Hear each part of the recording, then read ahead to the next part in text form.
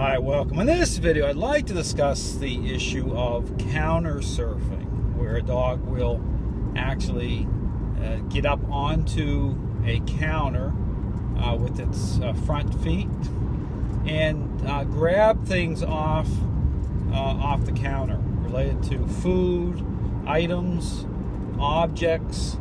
And so when you think of this kind of picture of counter surfer, I always think of the movie A Christmas Story, where the dog is grabbing the turkey off the table, and chaos ensues, and the family goes out to a Chinese restaurant for Christmas dinner. But when you deal with this, issue, understand in terms of when a dog is beginning to grab things off a counter, you're dealing with the issue, a relationship issue. Okay, you're dealing with control issues that are beginning to manifest in ways which are very fulfilling to the dog. And so it's kind of a self-rewarding state where a dog's already gaining control. And so, in certain areas such as the kitchen areas where there's counters, the dog will begin to really elevate. And so this is, when I talk about an elevated state of mind, you can kind of connect that to an elevated state of body. Where the mind goes, the body follows. So the dog begins to rise up and grab things. And again, very, very frustrating issue. But again, understand this is, this follows the path of a relationship problem. So you have to look at things as not just a specific thing that you're very frustrated with, such as counter surfing, but the dog needing relationship change through a process. So you need to start to engage the process in a way that's going to create change. Again, I show the process as being interaction based and adding structure to that, as well, getting the crate.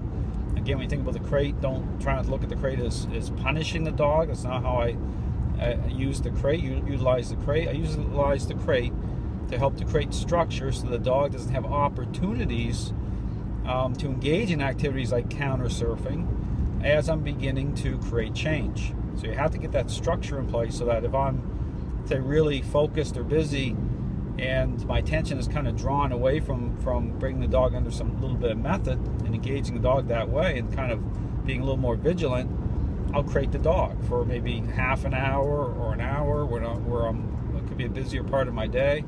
And that helps because it brings the dog under a level of control and structure.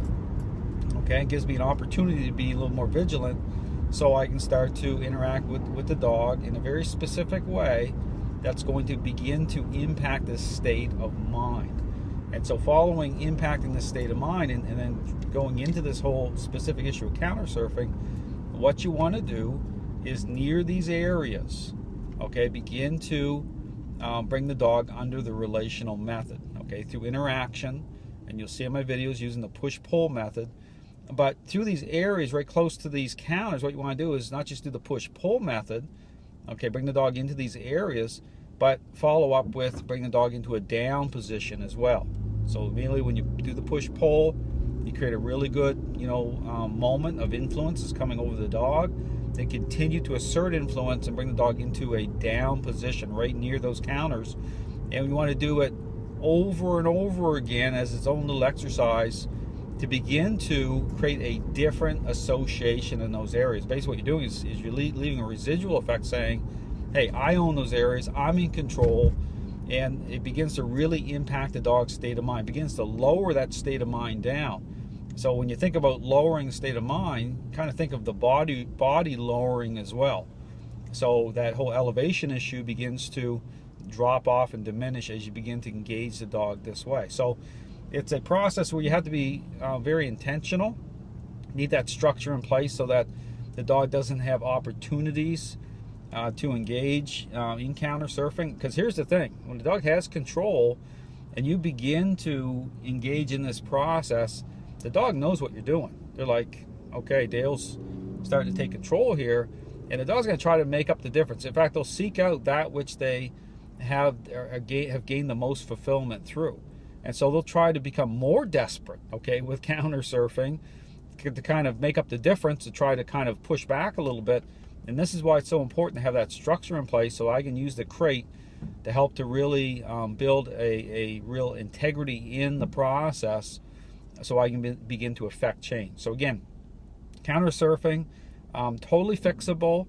It's just understanding the issue in the context of control, relationship, and again, putting the right process in place to affect change. So thanks for watching.